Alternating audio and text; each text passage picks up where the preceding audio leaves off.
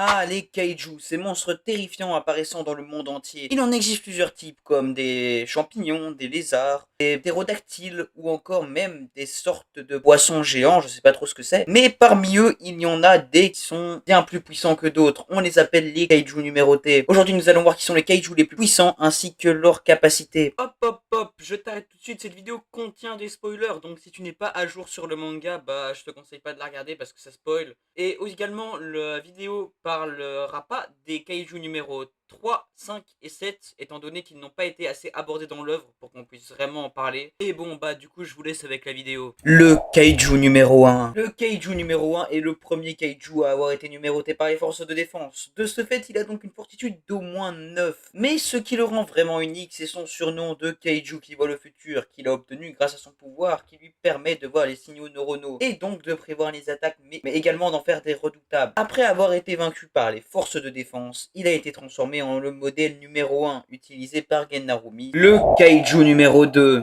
Le kaiju numéro 2 est apparu en 1972 et a presque rasé toute la ville de Sapporo grâce à ses capacités qui consistent en de puissantes ondes de choc dévastatrices. Après avoir été vaincu, il a été transformé en l'arme numéro 2 utilisée par Shisao Shinomiya, le kaiju numéro 4. Le kaiju numéro 4 est un kaiju qui ressemble à une sorte d'anguille qui vole. En se basant sur le modèle numéro 4 utilisé par Kikoru Shinomiya, on peut supposer qu'il se déplace à grande vitesse, le rendant difficile à tuer. Mais à part ça, on n'a pas vraiment plus d'informations à son sujet, donc c'est difficile de théoriser sur sa véritable puissance. Le kaiju numéro 6. Ah, le kaiju numéro 6. Longtemps considéré comme le roi des kaiju, il a une fortitude de 9,6, soit le plus haut niveau enregistré par les forces avant l'apparition du numéro 8. Il a quand même réussi à tuer 200 soldats et 3 capitaines, dont Ikari Shinomiya, qui portait le modèle numéro 4. Mais ce qui le rend vraiment dévastateur, c'est sa maîtrise du froid. Il le maîtrise tellement bien que même transformé en arme, il continue de refroidir l'air autour de lui, comme vu lorsque Reno l'équipe pour la première fois. Le kaiju numéro 8. Bon, je pense qu'il n'y a pas besoin de le présenter. Le kaiju numéro 8, c'est notre protagoniste qui a fait le plus gros glow-up de l'histoire à avoir avalé une mouche, passant de nettoyeur de merde de kaiju à kaiju numéro 8. Vu que c'est le MC, on connaît à peu près tous ses capacités. Il a une force exceptionnelle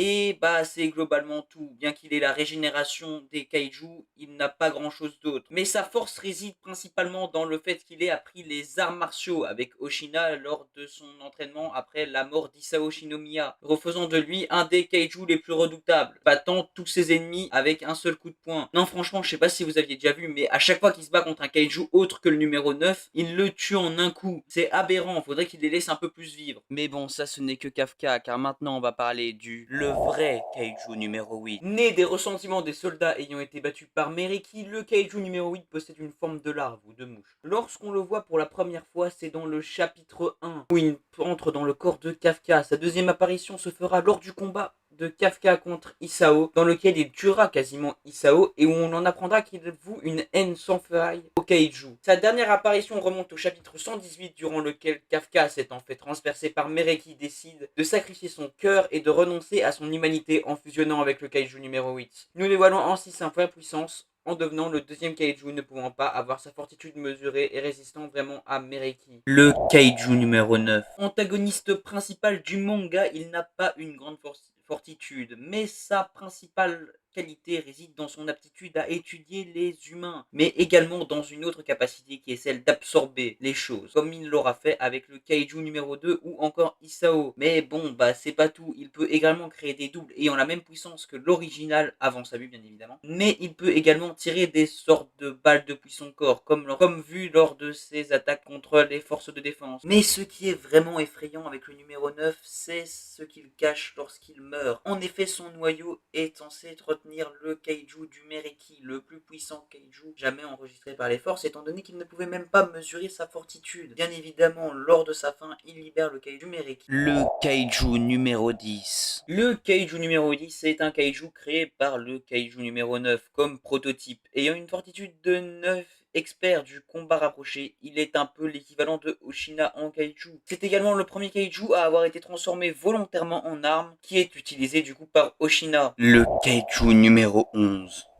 Le Kaiju numéro 11 est un des Kaiju créés par le numéro 9 pour abattre les principaux atouts des forces de défense. Il a été créé par le numéro 9 sur base des souvenirs d'Isao Shinomiya afin de battre Gen Narumi. Il utilise donc naturellement de l'eau, une matière non organique que l'œil de Narumi ne peut pas prévoir, car il ne peut prévoir que les signaux de quelque chose qui a un cerveau. Mais bon, ça c'était avant son éveil, car après son éveil, il débloque le pouvoir de voir le futur en améliorant les capacités du numéro 1, rendant donc les attaques du numéro 11 totalement prévisibles. Le Kaiju numéro 12.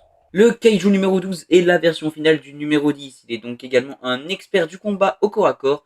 Sa maîtrise couplée à sa capacité d'adaptation font de lui le parfait adversaire contre Shina. Il aura d'ailleurs fallu qu'il soit à 100% de ses capacités avec le numéro 10 et qu'il crée une nouvelle technique afin d'en venir à bout. Le Kaiju numéro 13.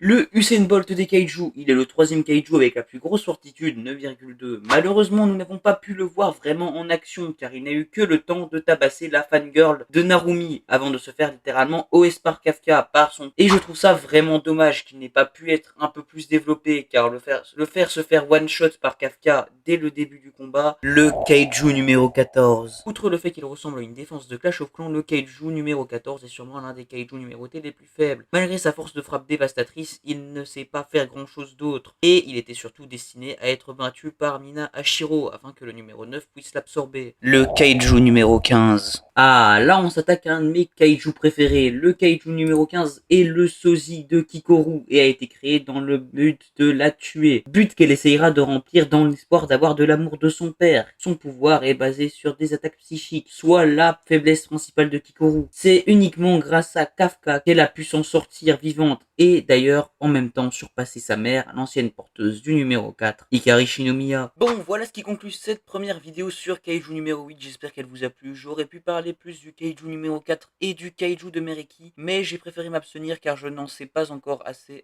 à leur sujet. Et franchement, merci d'avoir regardé.